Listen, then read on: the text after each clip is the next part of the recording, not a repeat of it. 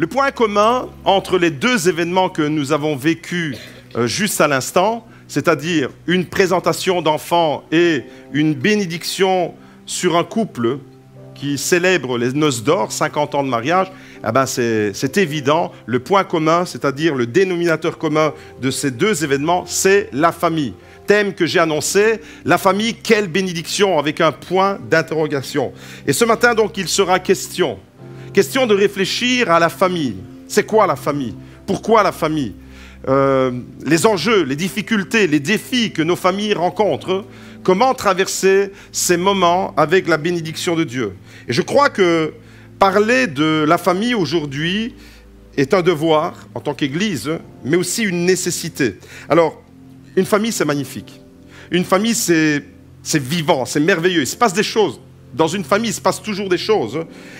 Par exemple, les hommes se font souvent ramasser par leurs femmes dans une famille. Ça arrive souvent, ça arrive dans toutes les familles. Les hommes se font ramasser par leurs femmes parce que les hommes ne savent jamais trouver ce qu'ils cherchent directement.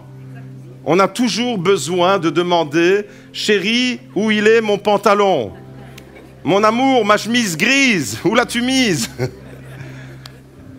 J'avais acheté une paire de baskets, je ne les retrouve plus. Où tu les as mis? Ça m'est arrivé pas plus tard que ce matin. Ce pantalon que je mets, je ne savais pas où il était. Il est où mon pantalon noir? Mais va voir! Et puis, voilà, on a toujours besoin de la femme et on se fait ramasser. Alors, évidemment, c'est avec beaucoup d'humour. Et j'ai vécu ça, pas plus tard qu'hier. Il y avait un jeune couple avec un enfant. Ils cherchaient la tutude de leur enfant. Le mari a cherché pendant 3 heures. Il ne l'a pas trouvé. Il a fallu que la femme intervienne. En 3 secondes, elle a trouvé la tutude de son enfant. Voyez-vous? Et voilà, il se passe des choses. Alors, quand on a des enfants, c'est encore plus extraordinaire.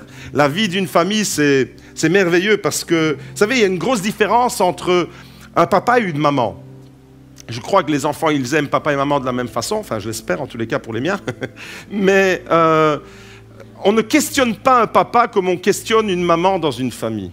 Par exemple, la question, quand mes enfants étaient tous à la maison, que j'entendais le plus souvent, c'est « Maman, il est où mon jeans? Maman, il est où mon t-shirt? Maman, il est où mon sac? Maman, je dois aller faire le sport. Il est où? T'as lessivé mes trucs? Maman, ceci, maman, cela. Mon training, il est où? » Ça, c'est ce que la maman, à longueur de journée, a l'habitude d'entendre.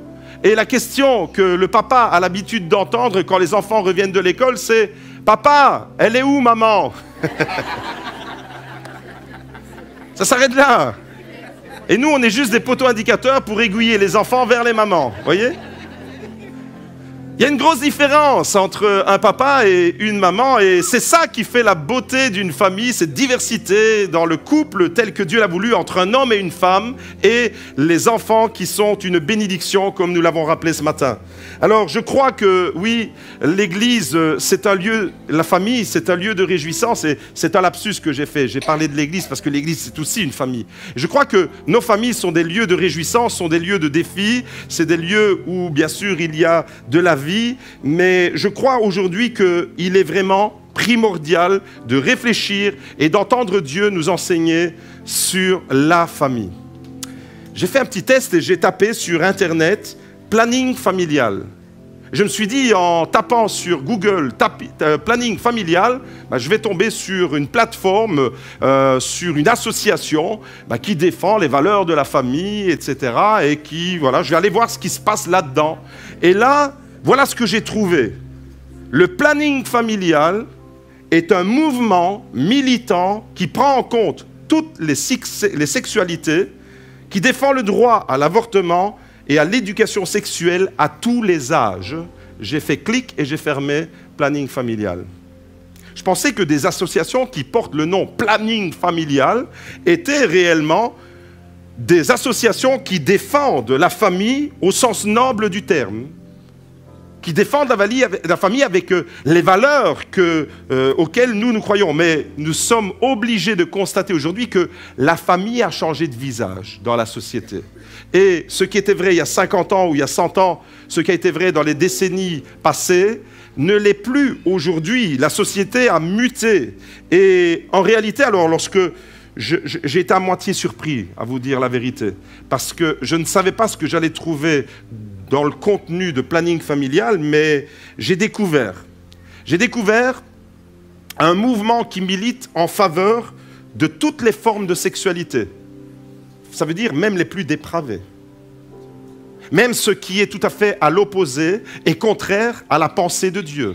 La sexualité selon Dieu qui est dans le cadre du mariage. Et Marie-France nous l'a rappelé tout à l'heure avec cette parole que sa maman lui a laissée avant de partir. Il n'était pas question de se mettre en couple s'il n'y avait pas le mariage comme cadre que Dieu lui-même a institué. Voyez-vous, et la Bible nous parle de ces choses. Et on découvre alors avec le planning familial, eh bien que c'est un mouvement militant. Ça veut dire qu'ils sont engagés à encourager. Ils militent en faveur de toutes ces formes de sexualité qu'on trouve aujourd'hui dans notre société. C'est un mouvement militant en faveur de l'avortement, alors que nous prônons la vie, alors que nous croyons que chaque enfant est une bénédiction de l'Éternel, alors que nous croyons que le miracle de la vie, c'est Dieu qui donne la vie. Eh bien, ce qui est le planning familial défend le droit et encourage le droit à l'avortement et à l'éducation sexuelle. Jusque-là, on peut dire OK, mais là où on n'est plus d'accord, c'est à tous les âges. Ça veut dire que maintenant, dans vos écoles, dans les écoles, il y a le projet de loi, vous avez entendu parler de Evras, etc. Eh bien, le planning familial s'aligne là-dessus. Vous tapez sur Google planning familial, vous allez trouver exactement ça. Enfin bref, planning familial, je m'attendais à trouver quelque chose qui rejoint un peu nos croyances, nos valeurs sur la famille traditionnelle.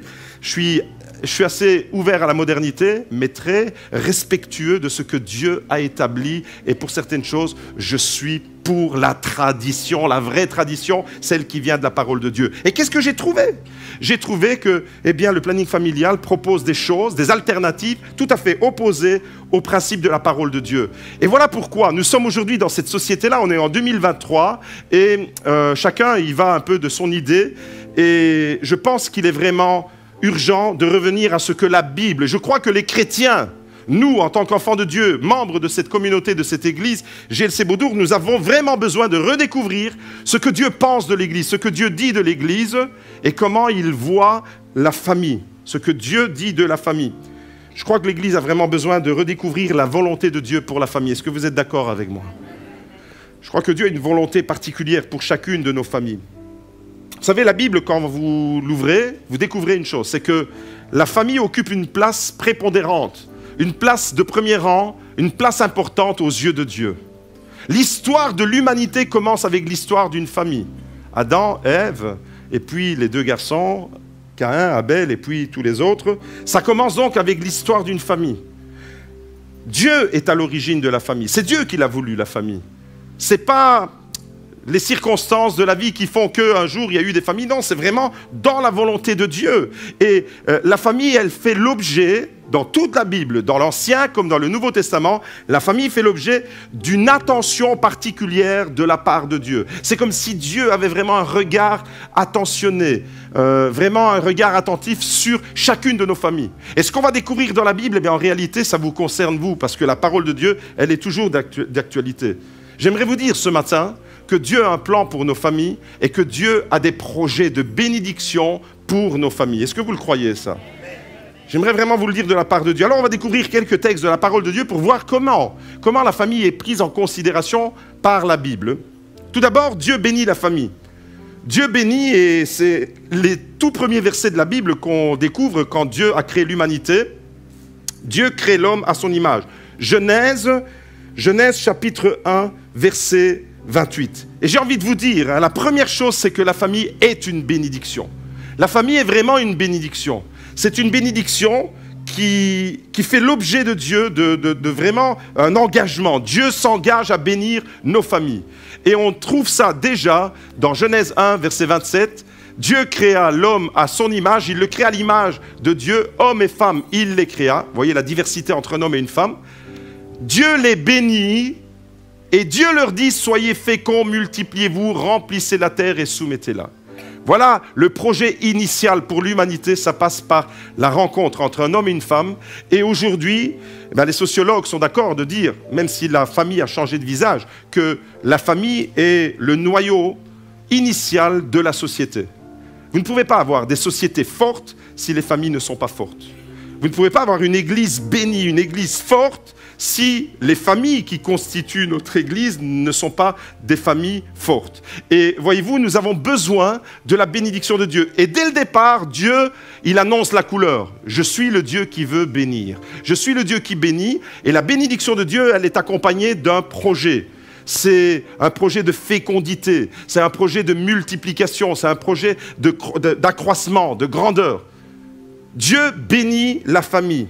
Dieu a une vision pour toutes les familles de la terre. On découvre ça avec un autre texte dans le livre de la Genèse, Genèse chapitre 12, verset 2. « Je ferai de toi une grande nation », c'est une parole qu'il adresse à Abraham, qui était le patriarche d'une famille. Et il dit, je ferai de toi. C'est Dieu qui parle à Abraham et qui lui dit, je ferai de toi une grande nation et je te bénirai. Vous voyez, il y a toujours le projet de bénir. Quand Dieu, il adresse la parole à quelqu'un, ce matin, il t'adresse la parole, il a le même projet, il veut te bénir. Tu es venu dans cette église pour entendre que Dieu veut te bénir. Je ferai de toi une grande nation et je te bénirai. Je rendrai ton nom grand. Deviens donc une source de bénédiction. Je bénirai ceux qui te béniront. Je maudirai celui qui te maudira. Toutes les familles de la terre seront bénies en toi. Dieu a une vision, pas seulement quand il a adressé cette parole à un homme qui s'appelle Abraham, mais Dieu, il avait déjà une vision pour toi qui es ici dans cette église aujourd'hui. Toutes les familles de la terre seront bénies en toi.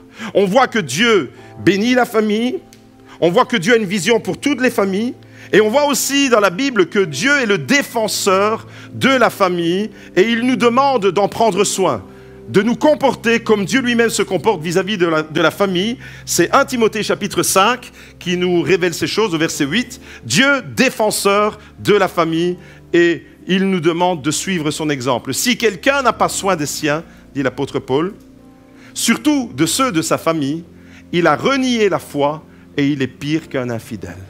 Ça veut dire que si tu es chrétien, et que tu négliges ta famille, et que tu ne prends pas soin de ta famille, si tu es chrétien et que tu as un comportement qui va à l'opposé des principes de Dieu, eh bien, tout en disant « je suis chrétien », tu peux prier du matin au soir. Si tu ne prends pas soin de ta femme, si tu ne prends pas soin de tes enfants, de ton mari, de tes frères, de tes sœurs, si tu ne prends pas soin, ta spiritualité, elle vaut que dalle. C'est dans des choses concrètes et pratiques que tu vas démontrer combien tu es spirituel. Si quelqu'un n'a pas soin des siens, les siens, surtout ceux de sa famille, ça veut dire que les siens, on a un sens un peu plus large. Mais surtout ceux de ta famille, c'est-à-dire, nous constituons tous des noyaux de famille. Eh bien, Dieu nous invite à prendre soin. Et si tu ne le fais pas, tu as renié la foi. Il va loin, hein, l'apôtre Paul. Tu as renié la foi et tu es pire qu'un infidèle. Papa, prends soin de ton enfant. C'est ça que ça veut dire. Maman, prends soin de ta fille. Papa, fais gaffe à ton garçon. Et ça, c'est vrai. Quand ils sont tout petits, on a vu Florian et Amandine venir avec leurs enfants et aujourd'hui présenter leur enfant David au Seigneur. Mais c'est vrai quand ils sont plus grands. C'est vrai quand ils sont ados. C'est à ce moment-là que les défis commencent à devenir toujours un peu plus... Il y a un peu plus de fighting dans les familles.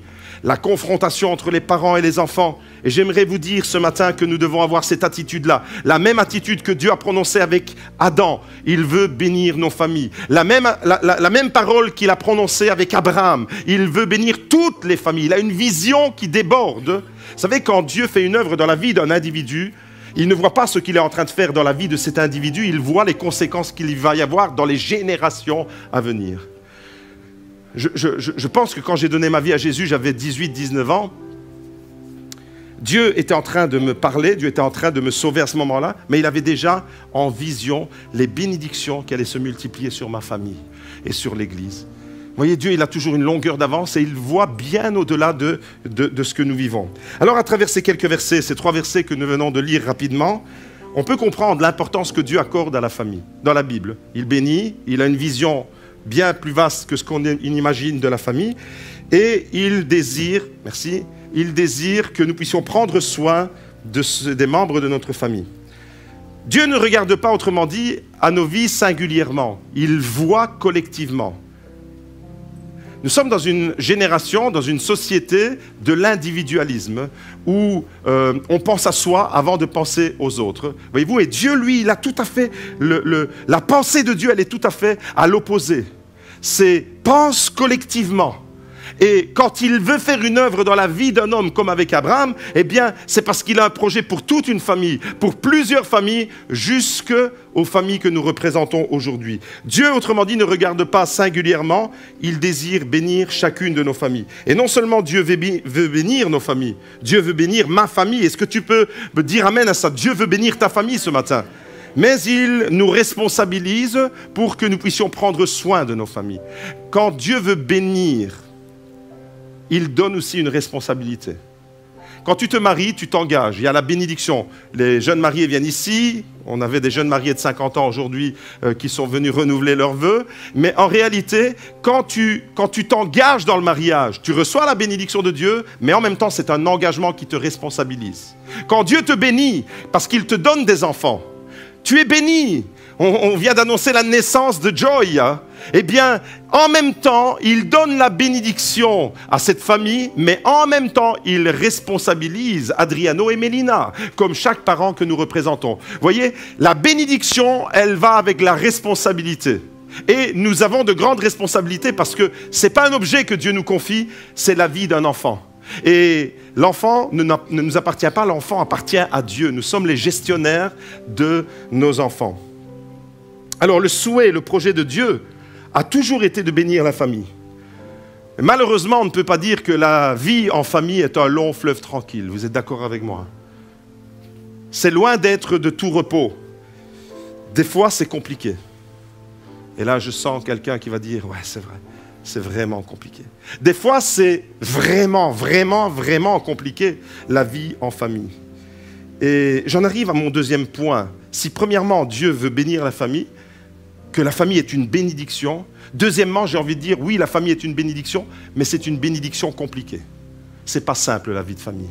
Et celui qui tiendrait un discours simpliste, il serait à côté de ses pompes.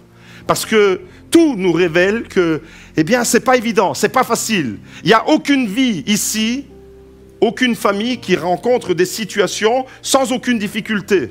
Ça reste une bénédiction. La famille reste une bénédiction, mais c'est une bénédiction compliquée. Et vous êtes d'accord avec moi de dire qu'il y a des histoires dans toutes les familles. Il y a des tensions dans les familles. On est traversé des fois par des vents de conflits qui peuvent toucher même le mari et la femme, mais aussi les frères et les sœurs entre eux. Et toutes les familles sont concernées par ça. Il y a dans chaque famille des histoires.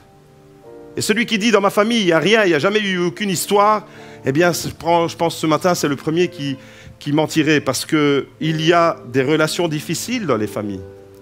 Il y a des combats dans les familles. Des fois, il y a des combats qui nous dépassent. Et on ne sait plus où tourner de la tête. Il y a des conflits et des incompréhensions dans les familles. Il y a des tensions. Et avec le temps, comme je l'ai dit, le visage de la famille a changé. Et aujourd'hui, nous sommes confrontés à une génération où la plupart des familles sont des familles recomposées.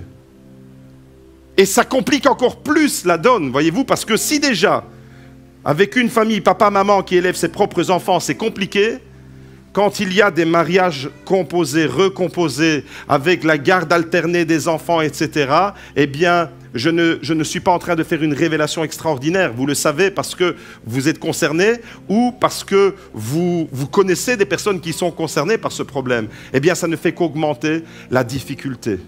C'est une bénédiction. Chaque enfant est une bénédiction, mais ça devient plus compliqué. Voyez-vous, plus on évolue dans une société qui se déforme, et plus, eh bien, il y a son lot de souffrances et de difficultés qui augmentent. Alors j'aimerais dire ce matin, famille en souffrance, il y en a au milieu de nous. Des familles en souffrance, des familles qui sont traversées par des difficultés. Famille en souffrance, prenez courage, Dieu n'a pas dit son dernier mot. Prenez courage, il va se passer quelque chose de fort dans votre famille. La bénédiction va arriver également sur vous. Si vous le croyez, parce que la Bible dit que les difficultés que vous rencontrez aujourd'hui seront des témoignages puissants pour la gloire de votre Dieu demain. Tu rencontres une difficulté aujourd'hui, mais demain tu vas pouvoir témoigner de comment Dieu t'a secouru, de comment Dieu est venu bénir ta famille. Et tout cela, eh bien, c'est avec la foi qu'on peut le vivre. Avec la foi, tout devient possible. Ce matin, j'aimerais te dire que la foi ne rend pas les choses faciles. Jésus n'est jamais venu pour faciliter notre vie. Celui qui suit Jésus pour avoir facile, il se trompe de maître. Parce que Jésus nous propose un chemin difficile. Un chemin de renoncement. Un chemin où tu dois mettre les priorités là où lui les place. Et si tu continues à être un égoïste et à mettre tes priorités là où toi seulement tu veux mettre tes priorités, eh bien tu vas construire ta famille. Tu vas la déconstruire en réalité. J'aimerais te dire ce matin que la foi ne rend pas les choses faciles, la foi rend les choses possibles. Tout est possible à celui qui croit. Tout est possible à celui qui croit et je sais qu'il y a des familles qui sont traversées par des difficultés, des grandes difficultés même. Dans certaines familles, des fois, c'est vraiment très compliqué. Alors rassurez-vous, la Bible nous dit que ça se passait comme ça aussi dans la Bible. Vous lisez les histoires de la Bible. Est-ce que vous voyez une histoire dans la Bible qui est simple? Des histoires de famille dans la Bible, il y en a, en veux-tu et en voilà. Mais il n'y a pas une famille dans la Bible où il n'y avait pas de problème. Ça me rassure parce que je dis Seigneur. Vous savez, la Bible, ce n'est pas le manuel de tout le monde il est beau, tout le monde il est parfait. La Bible nous montre le vrai visage de l'humanité. C'est un reflet de ce que nous vivons aujourd'hui déjà. Et elle est remplie d'histoires, la Bible. Vous lisez l'Ancien et le Nouveau Testament, c'est rempli d'histoires de bénédictions compliquées. Ça reste une bénédiction, mais c'est compliqué. Les récits que nous découvrons dans le livre de la Genèse nous parlent de relations compliquées entre frères. Il a fallu que Jacob s'enfuit devant son frère. Il a fallu que Jacob s'enfuit pour fuir la colère de son frère Ésaü qui voulait le tuer, qui voulait le dégommer. Conflit entre frères. On peut passer au slide suivant, merci. Conflit entre frères. Que dire de la famille de Jacob, justement? Une famille dysfonctionnelle, avec un père qui avait des préférences. Et aujourd'hui, j'aimerais dire aux parents qui font des préférences entre leurs enfants, vous êtes en train de détruire votre famille. Jacob, c'était un père comme ça. Jacob, il avait son petit chouchou. Jacob, il avait son petit Joseph. Son petit Giuseppe. Et quand on a... Et le cœur, ça ne se commente pas. Mais quand on montre aux autres qu'il y a vraiment des préférences, eh bien, j'aimerais vous dire que là, eh bien, on est dans une famille dysfonctionnelle où le père n'assume pas ses responsabilités. La mère, on ne sait pas où elle est dans tout ça. Elle s'efface complètement. Les frères entre eux, il y a de la rivalité, de la jalousie. Vous lisez l'histoire d'un homme qui s'appelle Jacob, que Dieu va appeler Israël, qui va devenir le père de la nation. On n'est pas en train de raconter l'histoire de n'importe qui. On est en train de parler de quelqu'un de balèze. Et pourtant, sa famille était dysfonctionnelle. Moi, j'y trouve un encouragement. Parce que si ta famille, elle est dysfonctionnelle, Dieu peut faire une œuvre aussi avec toi. Si ta famille, si tu es né dans une famille, malheureusement, tu ne choisis pas la famille où tu nais. Et malheureusement, ce matin, j'aimerais responsabiliser les parents et les enfants qui sont au milieu de nous. Mais peut-être que tu as vécu toute ta vie dans une famille qui dysfonctionne. Eh bien, j'aimerais te dire, il y a une bonne nouvelle. Parce que Jacob, il a malgré tout été béni. Et sa famille a malgré tout été bénie. Voyez-vous, il y a des conflits déjà entre Jacob et son frère, des conflits dans les familles. Vous n'en avez jamais rencontré, vous, des conflits entre frères et sœurs dans les familles. Et pourtant, Dieu a béni. Des conflits entre Joseph et ses frères, et Dieu a béni. La Bible nous dit qu'il y a de la rivalité entre sœurs, entre Rachel et Léa. Et pourtant, Dieu a béni. Vous voyez? Il y a des rivalités, il y a des situations difficiles, compliquées, de relations entre parents et enfants, compliquées. Prenez l'histoire de David, avec son fils Absalom. Une révolte d'un adolescent contre son père. Il veut prendre la place de son père. Et la rivalité dans les maisons, et ça explose, et ça pète. Le royaume d'Israël a été ébranlé avec cette histoire-là. Et pourtant, Dieu a continué à bénir. J'aimerais te dire que quand tu lis la Bible, Dieu n'a pas cherché à embellir toutes ces histoires. Dieu n'a pas caché les défauts de ces personnages bibliques. Dieu, il nous donne l'histoire réelle comme elle s'est passée, parce que c'était des hommes comme vous et moi qui vivaient dans des situations compliquées. avec des familles qui dysfonctionnent, avec de la jalousie entre frères et sœurs, avec des rivalités, avec des conflits, avec des incompréhensions, avec des préférences d'un fils à l'autre. On fait un cadeau à un, mais on ne fait pas le cadeau à l'autre. Voyez-vous, et la Bible nous raconte toutes ces histoires, nous place devant la réalité pour nous encourager. Pour nous encourager, nous qui sommes là en train de lire ces histoires, de dire « Hé mon gars, même si toi, tu es dans une famille qui ne tourne pas vraiment comme ça devrait tourner, je continue à avoir un projet pour toi. Je continue à te regarder, je continue à croire dans ton avenir. Même si tu as eu des parents qui n'étaient pas exemplaires, tu peux devenir exemplaire. Tu n'es pas obligé de répéter les erreurs de tes parents. Tu n'es pas obligé. Vous savez, on dit que celui qui a été maltraité enfant, eh bien, il a plus de chances de maltraiter à son tour ses enfants. Ça, c'est peut-être quelque chose qui a été dit comme ça dans la société, mais j'aimerais vous dire qu'avec Dieu, ça s'est brisé au nom de Jésus. Parce que je le crois ce matin, que si tu as été battu, rejeté, si tu as été maltraité par ton père ou par ta mère, tu peux devenir un papa ou une maman exemplaire. Parce que l'amour de Dieu transforme le cœur d'une personne. Parce que l'amour de Dieu fait de toi une nouvelle créature avec d'autres valeurs. Tu vas vivre avec d'autres valeurs. Alors tu n'es pas obligé de rester sur les rails dans lesquels tu as été aiguillé. Tu peux changer volontairement ta destinée et la destinée de ta famille. Tu peux devenir un papa et une maman même si toi, tu n'as pas été au bénéfice d'un papa et d'une maman qui t'ont aimé. Tu as peut-être été abandonné par ton père. Mais vous savez ce que la Bible dit ? Même si tu es abandonné de ton père et de ta mère, moi, dit l'Éternel, je te recueillerai, je ne t'abandonnerai jamais. Psaume 27, verset 10, même quand mon père et ma mère m'abandonnent, l'Éternel me recueillera. Alléluia, ça c'est la parole de Dieu.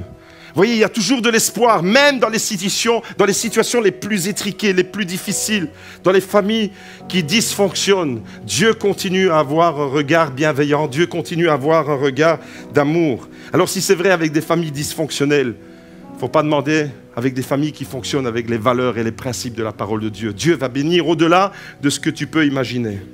En abordant le thème de la famille, j'aborde un sujet qui devrait être un sujet de grande réjouissance pour tout le monde. Vous êtes d'accord avec moi? Normalement, le mot famille doit faire sourire.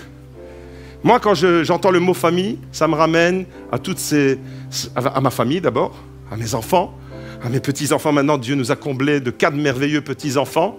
Hier, il y en avait 2 à la maison qui faisaient la bagarre. Mathia et Lorenzo, c'était vraiment l'ambiance assurée. On allait devenir fous, Magda et moi. Alléluia. Mais on bénit Dieu pour ça.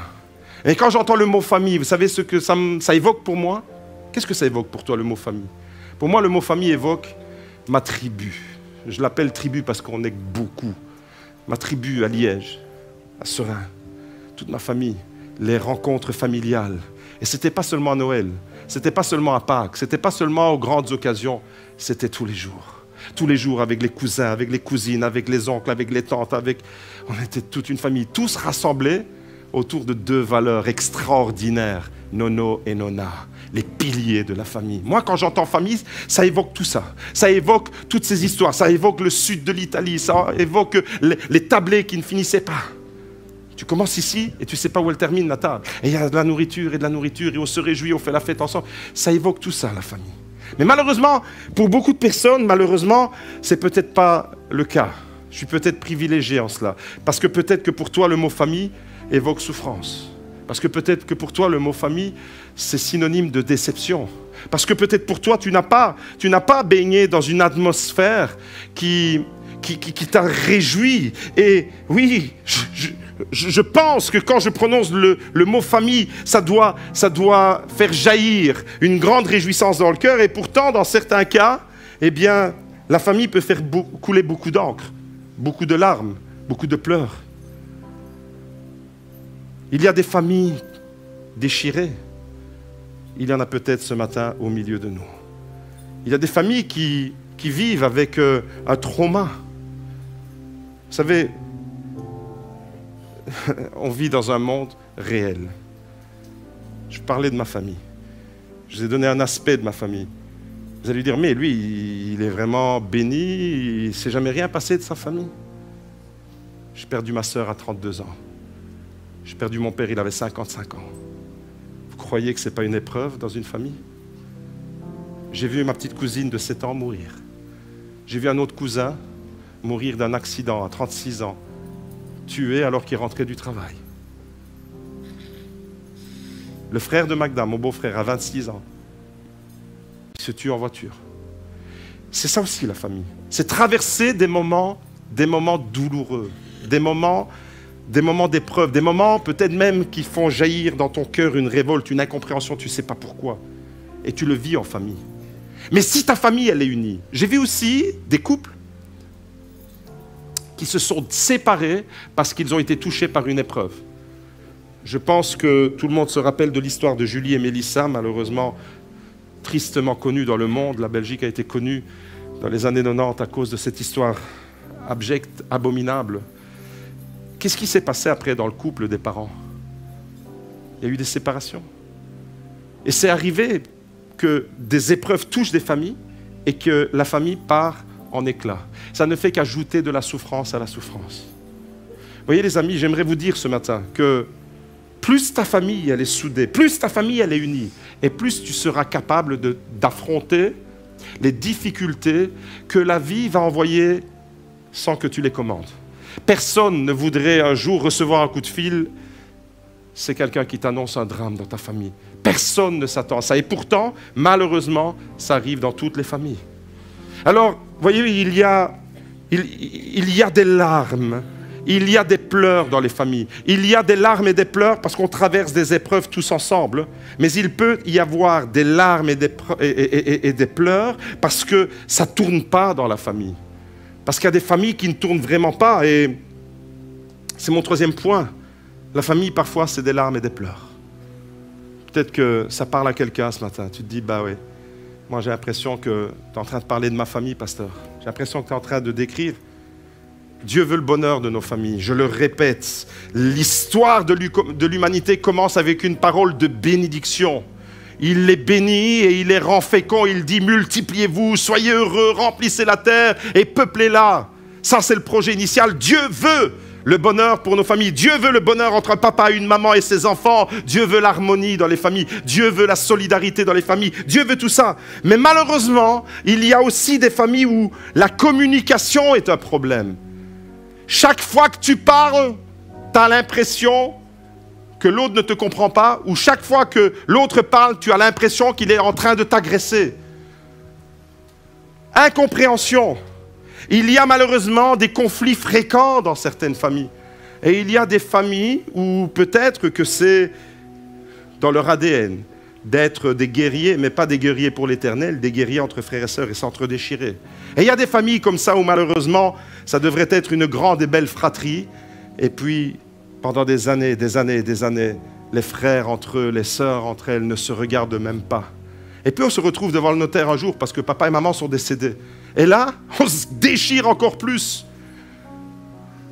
Des fois pour rien, parce que la petite maisonnette là, qui ne vaut plus rien, que personne de toute la tribu que tu représentes voulait hériter, elle ne vaut plus rien. Ça te coûte de l'argent, mais il y a encore des histoires et des histoires, voyez-vous. Et c'est là qu'on voit vraiment que la nature humaine, eh bien, elle n'est pas différente.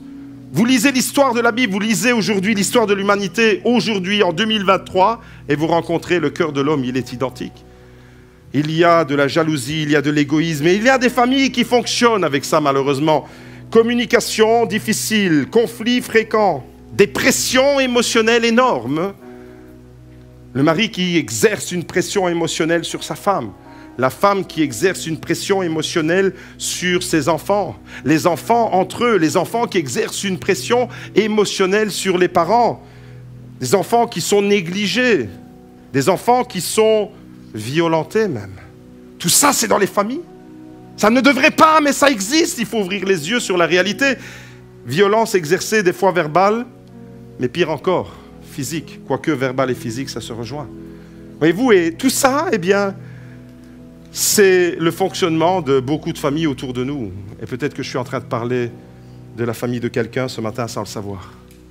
Bref, ce qui devait être une bénédiction qu'on appelle la famille se transforme en cauchemar pour certaines personnes.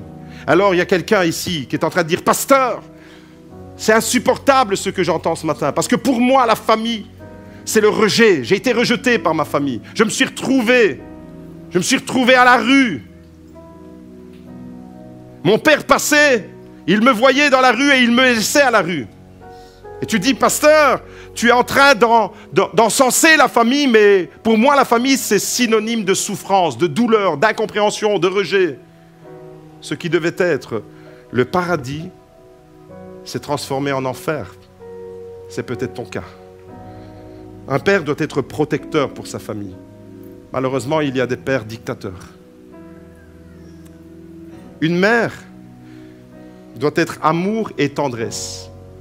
Vous savez, les enfants, ils ont besoin d'être constitués avec un papa et une maman, pas avec deux papas ou pas avec deux mamans. Un papa et une maman, ça donne de l'équilibre psychologique, spirituel à tous les niveaux. Et le papa, il est le protecteur. La maman, elle apporte l'amour et la tendresse. Malheureusement, il y a des papas, au lieu d'être protecteurs, ils sont dictateurs. Et il y a des mamans, au lieu d'être amour et tendresse, sont castratrices. Elles empêchent leur enfant de se développer, de devenir eux-mêmes. Voyez-vous, et il y a des familles qui fonctionnent comme ça. Et les mères castratrices, elles s'en rendent même pas compte. Je connais une famille comme ça, ils sont morts maintenant, tous. Enfin, tous, ça se résumait à ceux que j'ai connus, à la mère et au fils. La mère, une vraie mère castratrice.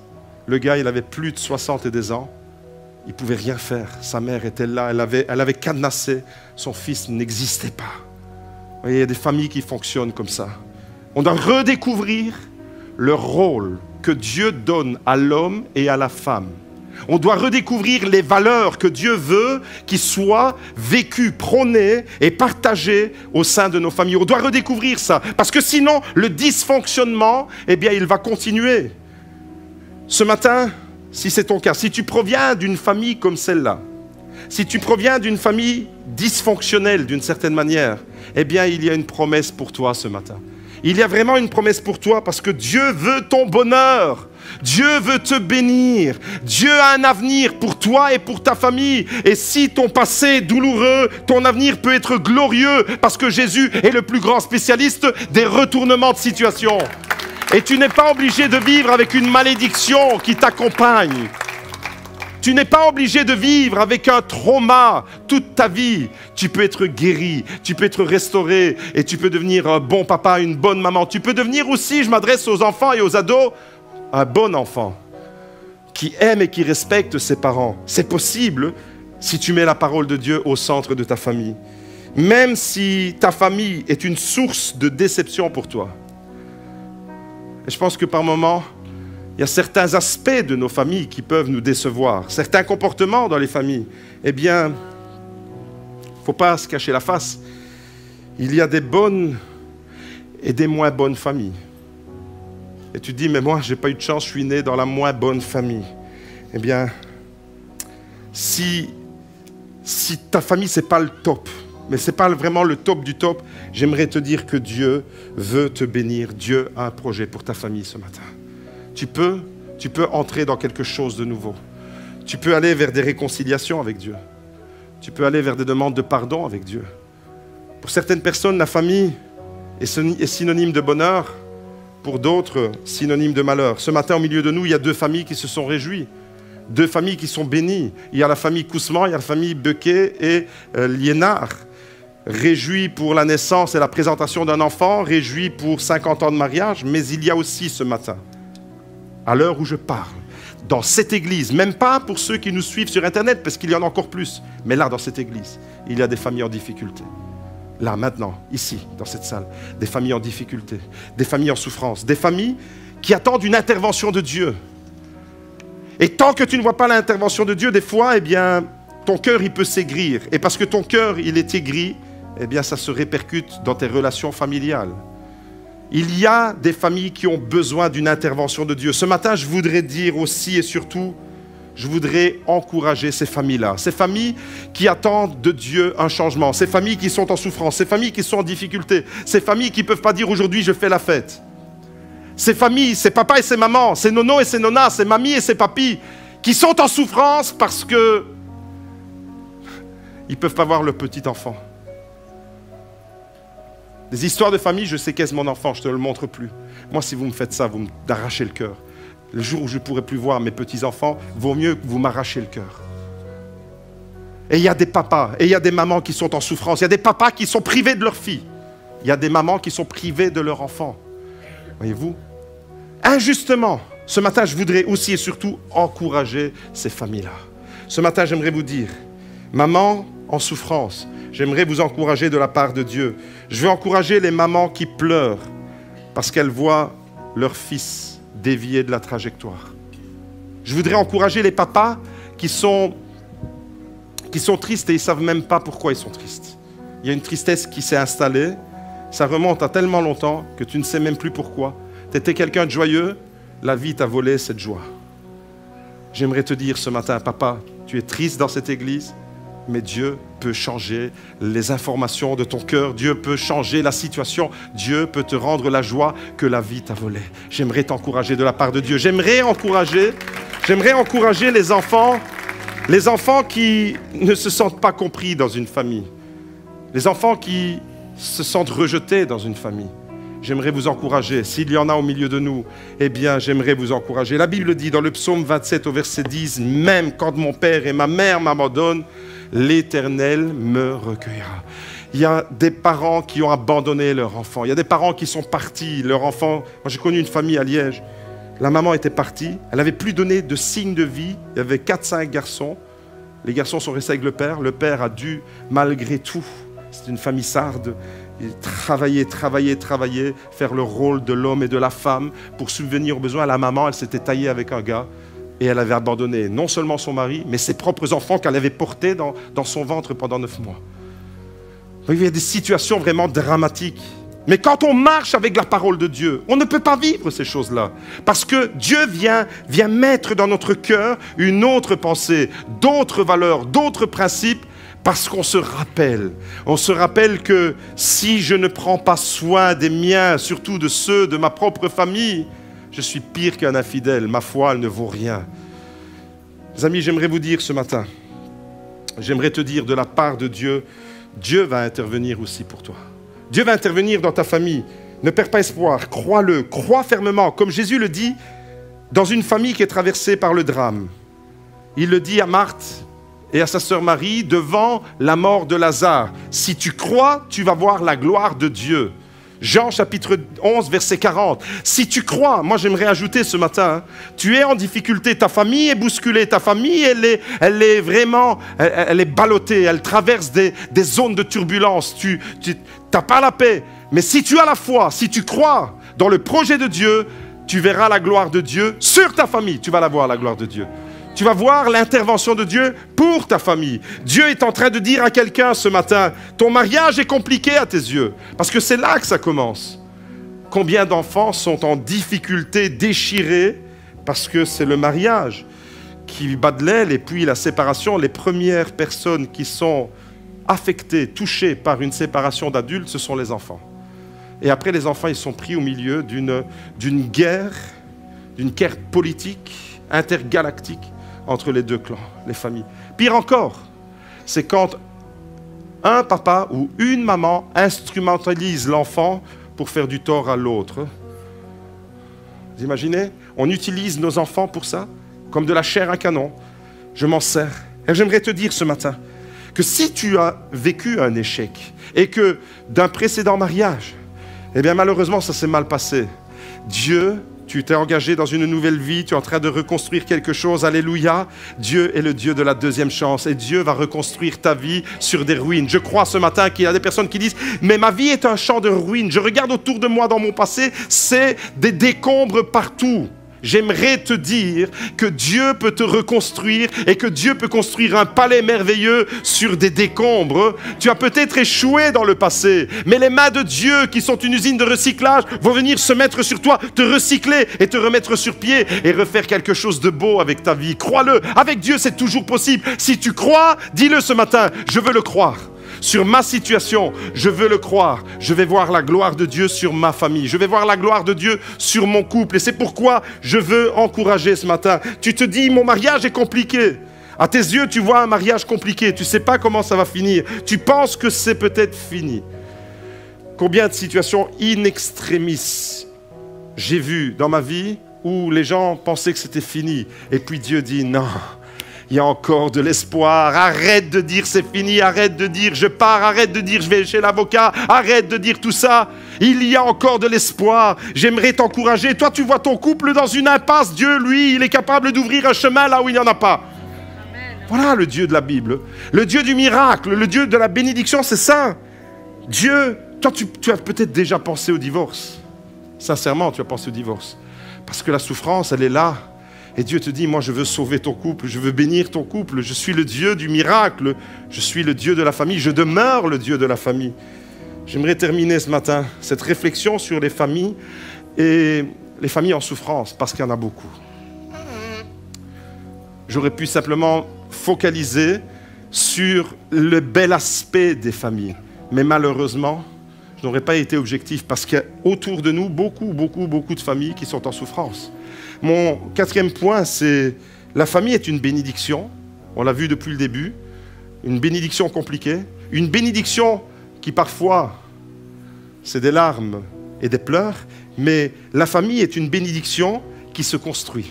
Qui se construit avec des gens engagés. Avec des parents et des enfants engagés et responsables. J'aimerais te dire ce matin, si tu veux construire ta famille, est-ce que c'est le cas de quelqu'un de dire « Seigneur, je veux construire, je veux croire. Je traverse peut-être des moments difficiles. Je traverse des moments où ma famille, elle est bousculée. Ma famille, elle est ébranlée. Je sais pas expliquer ce qui est en train de m'arriver, mais c'est compliqué. Je suis pris dans une spirale. C'est compliqué, mais je veux croire que ma famille va être bénie. Je veux croire que je vais avancer. Je veux croire qu'il y a un nouveau projet pour ma vie parce que ta parole le déclare. Je veux être quelqu'un qui construit. Est-ce qu'il y a quelqu'un au milieu de nous qui veut dire « Seigneur, je veux construire ma famille. Je veux la construire avec toi. Je veux la construire. » Alors, tu dois accomplir ces 5 choses fondamentales. Si tu veux construire ta famille, tu dois accomplir ces 5 choses. Tu dois aimer, tu dois transmettre, tu dois protéger, tu dois pardonner et tu dois encourager. Si ces 5 verbes ne font pas partie de la réalité de ta vie de tous les jours, tu n'es pas en train de construire. Parce que si tu veux construire vraiment, eh bien il faudra construire avec amour. Parce que s'il n'y a pas d'amour dans ce que tu fais, tu n'es pas en train de construire, tu es en train de démolir. Mon frère, ma soeur, j'aimerais te dire, déverse ton amour sur ta famille. Déverse ton amour sur ta famille. Même quand c'est difficile, même quand il y a des incompréhensions, même quand ton mari te prend la tête, même quand ton mari il te casse les oreilles parce qu'il ne trouve pas son jeans. Même quand ton mari il laisse traîner ses chaussettes dans la salle de bain. Pire encore, même quand il y a une trace de freinage dans la...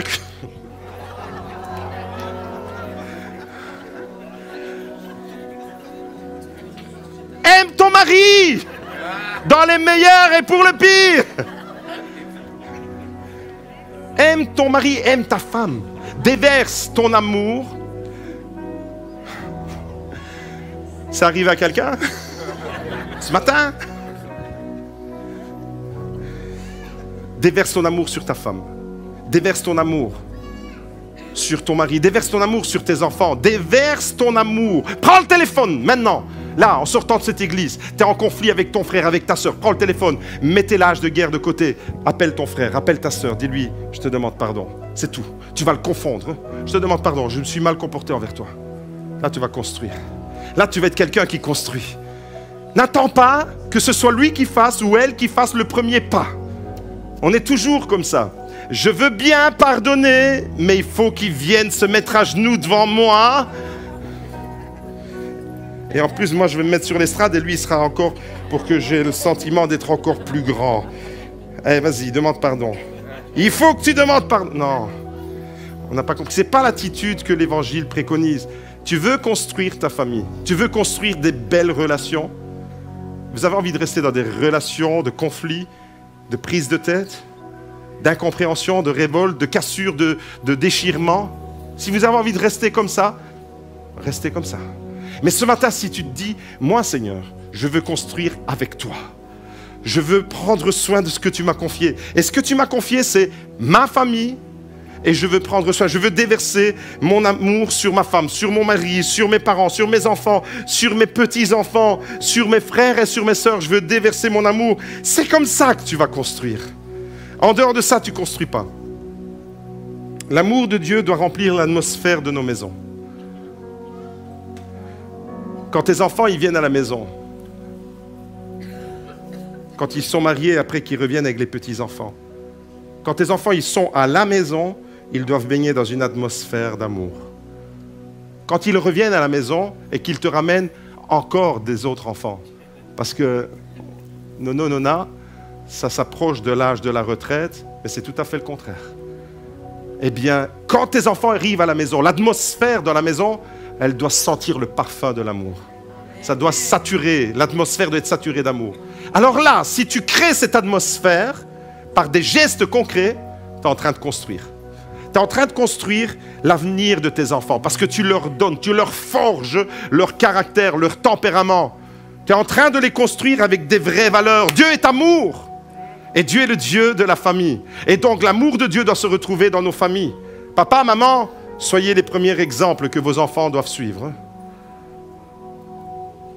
Deuxièmement, si tu veux construire, tu dois transmettre. Tu dois transmettre. Transmettre des valeurs, transmettre la foi. J'aimerais te dire ce matin, ne donne pas à la société autour de nous, le droit d'éduquer et d'inculquer ces valeurs à tes enfants. Ne lui accorde pas ce droit.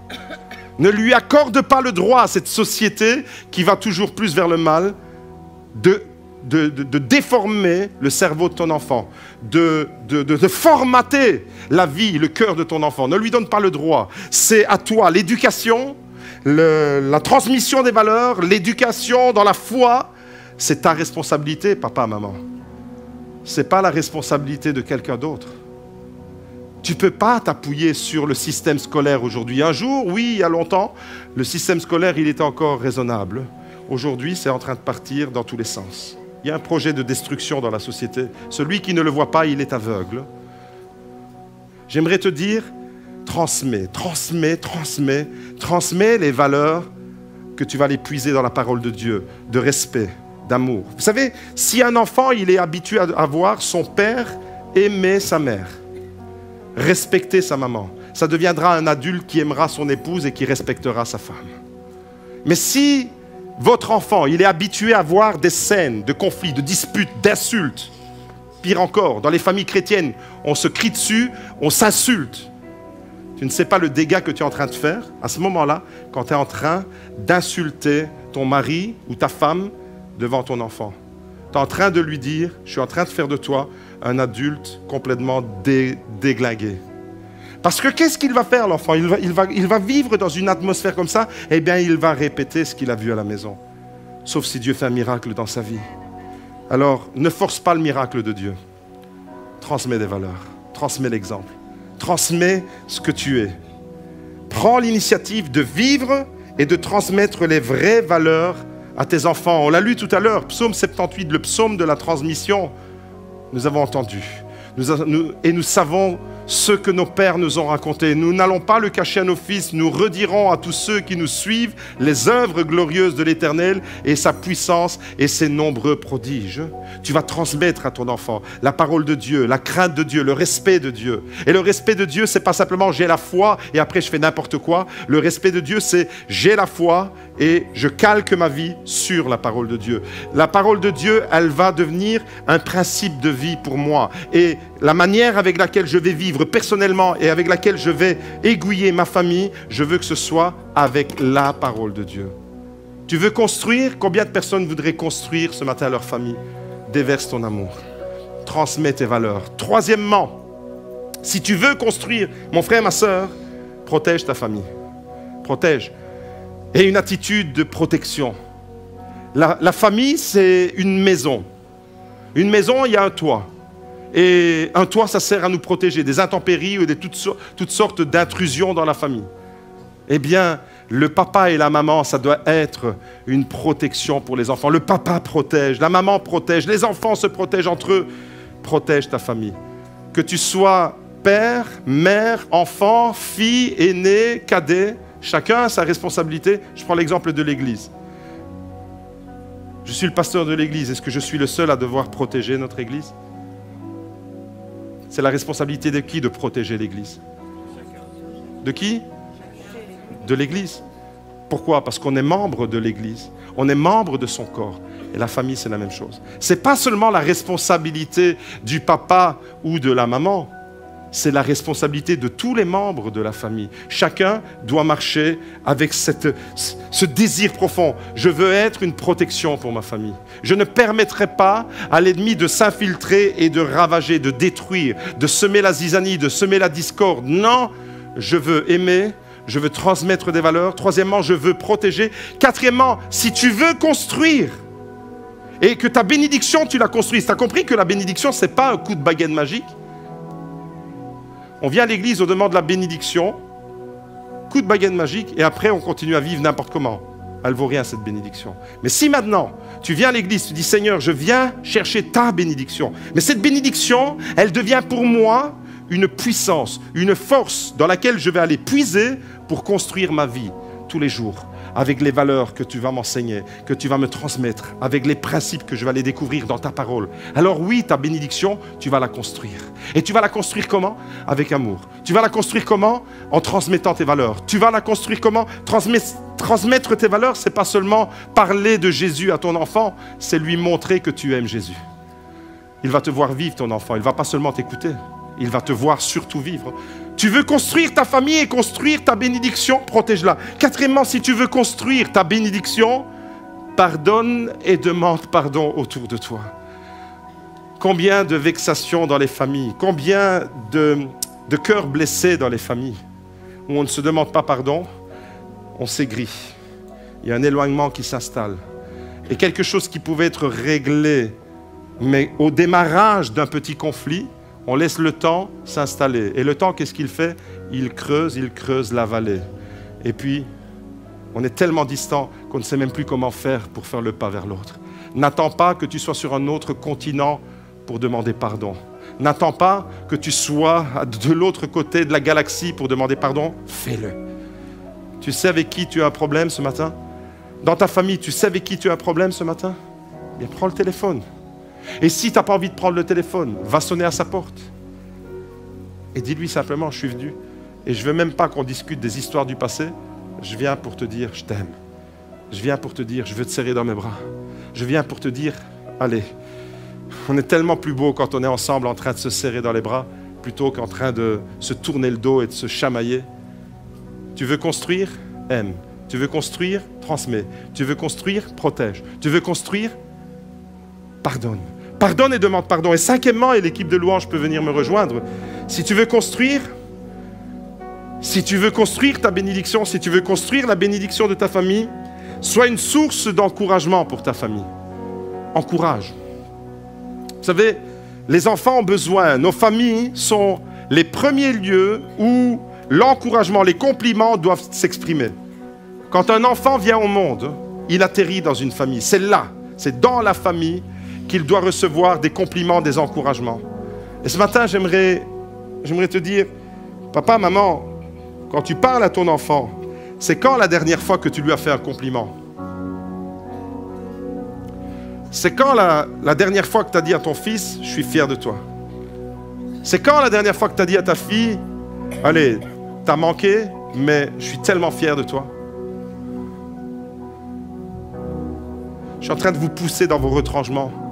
Je suis en train de dire, allez, il y a moyen de vivre autrement. N'acceptez pas la fatalité des familles qui se déchirent sans rien faire. Parce qu'avec Dieu, on peut retourner la situation. Dieu est le plus grand spécialiste des retournements de situation. La famille doit se développer avec la culture de l'encouragement. C'est un enfant qui grandit en confiance. C'est un enfant qui va être complimenté. C'est un enfant qui va être encouragé. C'est un enfant qui va être élevé. J'aime bien dans le mot « élever un enfant », c'est synonyme d'éduquer un enfant. En français, certains disent j'élève mon enfant ou j'éduque mon enfant, un peu comme si c'était des mots interchangeables. Attendez 30 secondes, je vous explique la différence. On éduque un chien, on élève un enfant. Élever, qu'est-ce que ça veut dire? C'est aller le chercher là où il est, en bas, et le promotionner. l'élever, c'est de lui dire, allez, je crois en toi, je crois en ton avenir. Il y a moyen. Je ne suis pas toujours d'accord avec ce que tu fais, mais je crois que ta vie, elle peut avoir vraiment un bel avenir et je veux t'encourager, je veux te complimenter. Je suis convaincu que des dérives dans les familles pourraient être épargnées si les parents étaient dans la culture de l'encouragement. Je suis convaincu à 1000%. Mais quand un enfant grandit avec un père en rivalité, eh bien, il va prendre son père comme un challenger, comme quelqu'un qu'il doit défier. Et il n'y aura pas cette complicité de père et de fils, il y aura cette rivalité de père à fils. Et j'aimerais vous dire ce matin, tout dépend des principes qui gouvernent notre vie. Si tu as un principe, alors bien entendu, il y a des fois des situations où même avec les bons principes, c'est compliqué. Et je ne pense pas que je vous ai prêché un évangile de la facilité ce matin. Ça reste compliqué. Ça restera compliqué jusqu'au bout. Parce qu'on est dans un monde de tension, de tiraillement, etc. Mais si tu veux construire, aime. Si tu veux construire, transmets. Si tu veux construire, ta bénédiction, protège. Si tu veux construire, ta bénédiction, pardonne et demande pardon. Si tu veux construire, ta bénédiction, encourage. Et quand ces 5 verbes, tu les auras intégrés comme des principes qui vont gouverner ta vie, alors tu vas voir le fruit de ces verbes. Je crois que celui qui aime, il voit le fruit de son amour. Je crois que celui qui transmet, il verra le fruit de sa transmission. Je crois que celui qui protège, il verra le résultat de sa protection. Je crois que celui qui pardonne, il verra le résultat d'une réconciliation. Et je crois que celui qui encourage verra le résultat du fruit que Dieu va accomplir dans la vie de celui qui est encouragé. Alors ce matin, eh bien, soyons des sources de bénédiction pour nos familles. Combien de personnes voudraient dire, Seigneur, ce matin, je veux répondre à ta parole et je veux dire Amen à ça. Je veux croire, premièrement, que la famille, ma famille, elle est belle parce que c'est toi qui l'as voulu. La famille que je veux construire. La famille que je veux maintenant prendre la responsabilité de construire. Je ne suis pas en train de parler de celle qui t'a façonné. Je suis en train de parler de celle dont tu as la responsabilité maintenant. Tu as peut-être eu une maman alcoolique qui n'a pas été un exemple pour toi. Je ne suis pas en train de parler de ça. Je suis en train de parler de ta décision à toi. Comment maintenant tu vas te positionner pour construire ta vie. Il y a des futurs couples qui vont se marier. Voilà un beau programme pour dire, je rentre dans ma vie de couple, je veux ça. Je veux construire ça. Je veux atteindre cet objectif. Alors ce matin, eh bien, s'il y a au milieu de nous des membres de famille qui ont le désir de dire, Seigneur, la famille c'est une bénédiction. La famille c'est une bénédiction compliquée. Des fois on pleure, des fois il y a des larmes, des fois je suis incompris, des fois je suis seul et livré à moi-même. Mais ça reste une bénédiction, ma famille. Et je veux construire cette bénédiction. Alors je te demande tout simplement de te lever là où tu es. Simplement là où tu es. On va se lever ensemble et on va demander la bénédiction sur nos familles. Ce matin, est-ce que tu es prêt à dire avec moi, vive la famille? Vive la famille de Dieu. Vive la famille qui vit avec des principes. Vive la famille qui marche et qui s'aventure dans les merveilleux projets que Dieu a. Vive la famille. Ce matin, Seigneur, je veux te prier pour chaque famille représentée. Seigneur, merci parce que tu es le Dieu de la bénédiction.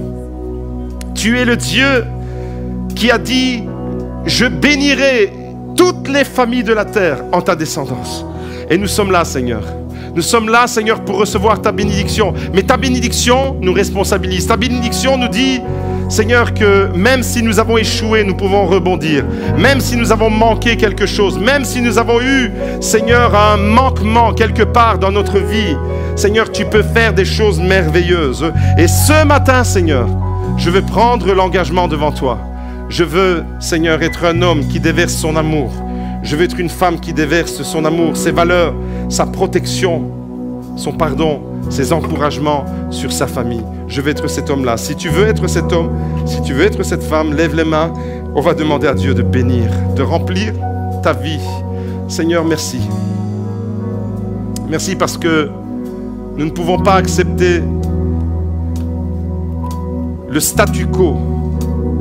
Nous ne pouvons pas, Seigneur, rester avec le constat que la famille est malmenée dans ce monde et nous ne ferions rien.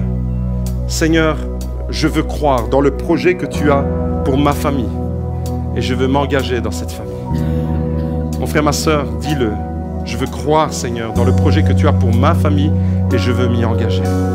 Merci Seigneur de bénir chaque personne, de bénir chaque enfant, de bénir chaque adolescent, de bénir chaque jeune, de bénir chaque papa, de bénir chaque maman. Seigneur, merci. Merci Seigneur. Parce que tu nous donnes la capacité à travers ta bénédiction de vivre quelque chose de merveilleux. Bénis Seigneur. Bénis toutes nos familles Seigneur. Nous sommes tous devant toi et nous avons besoin de toi.